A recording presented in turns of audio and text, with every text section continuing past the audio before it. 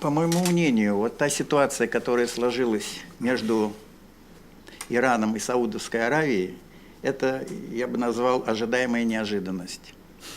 Мне кажется, что накал отношений между двумя странами все-таки происходил последние годы. И, конечно, это могло быть не казнь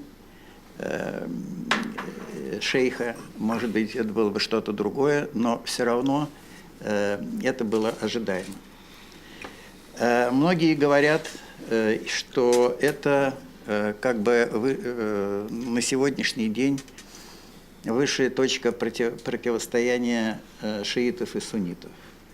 Ну, я бы так не сказал напрямую, но все-таки база где-то есть. Иран и Саудовская Аравия долгое время вели, как я называю, войну по доверенности, или по-другому опосредованную войну. То есть поддерживали борющиеся друг против друга силы. Но в то же время, вот до последнего времени между Тегераном и Риядом сохранялись дипломатические, торгово-экономические отношения, другие отношения. Почему вот именно в это время было проведено это, так сказать, приговороисполнение? Вот мое мнение, человек, который очень долгое время занимался, как вы знаете, иранской ядерной проблемой, мне все-таки кажется, что это связано напрямую.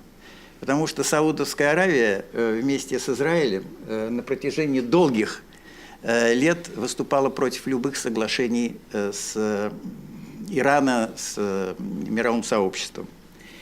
И вот успешное заключение ядерного соглашения, ведь по большому счету это начало снятия с Ирана финансово-экономических санкций уже в ближайшие недели, потому что, как специалисты говорят, где-то в этом квартале, в первом квартале уже начнется процесс этот.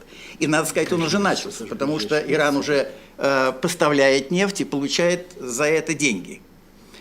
И, то есть, открываются очень широкие перспективы для выхода этой страны из политико-экономической изоляции. И, соответственно, Иран сейчас становится очень лакомым кусочком для бизнеса совершенно разных масштабов, бизнеса всего мира. Это уже, так сказать, на протяжении 2014-2015 года доказано. И это, конечно, понимаете, воспринимается в Риаде несколько настороженно, потому что кто хочет, так сказать, иметь усиливающегося в финансово-экономическом плане оппонента. Мы не говорим противника, а оппонента. И больше всего Эр-Рияд, и не только Эр-Рияд, но прежде всего Эр-Рияд, волнует активность, иранская активность среди шиитских общин в странах, арабских странах, прежде всего в странах Персидского залива и в самой Саудовской Аравии. Вы знаете, что 15% населения Саудовской Аравии – это шииты, они проживают в восточной провинции, там, где производят нефть.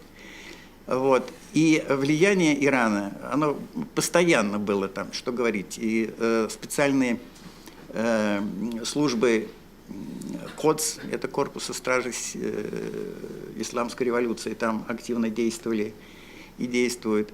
И, конечно, саудиты, они опасаются, что вот возрастающая мощь Ирана, а она будет, это я в этом не сомневаюсь, позволит Тегерану более активно и более эффективно вмешиваться в внутренние процессы, происходящие в арабских странах Персидского залива.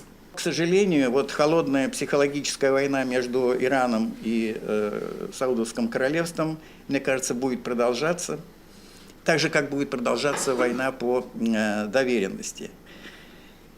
Но вот меня многие спрашивают, журналисты, приведет ли это к прямому столкновению между Саудовской Аравией и Ираном.